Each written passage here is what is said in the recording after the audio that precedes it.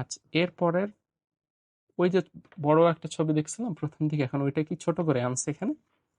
এখন আছে কি ৮৮ থেকে শুরু হয়েছে, ৮৮ পাশে আর একটা মেয়ে আছে, এবং সেখান থেকে ফ্যামিলি ট্রিতে নামছে কি ছোট ছোট দুইটা বাচ্চা দেখা যাচ্ছে।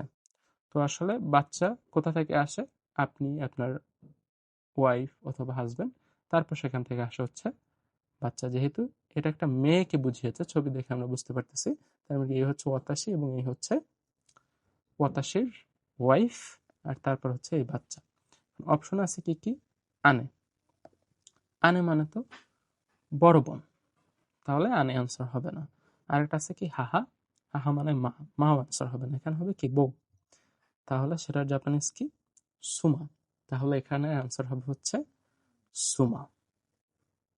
হয়েছে কিন্তু আমাদের একদম 7টাই সঠিক আনসার হয়েছে। এরকম এই প্রশ্নগুলো একদম সহজ, একটুখানি পারলেই, এই এই আমার সাথে প্র্যাকটিস করলে বা এভাবে চিন্তা করলেই, প্রত্যেকটা ছবি যদি আপনি একটু দেখেন গভীরভাবে মোটামুটি, তাহলে কিন্তু এটা জাস্ট পরীক্ষায় অ্যান্সার করতেও খুব কম সময় লাগবে। এক একটা প্রশ্ন 5 সেকেন্ডের মধ্যে আপনার অ্যান্সার দেওয়া হয়ে যাবে যখন আপনি পারবেন। আর এগুলো মার্কও কিন্তু, বাট মার্ক কিন্তু সমান, একদম 5 মার্ক প্রত্যেকটা প্রশ্নে। তো এগুলাও আশা করছি পরীক্ষায় সবাই পারবেন।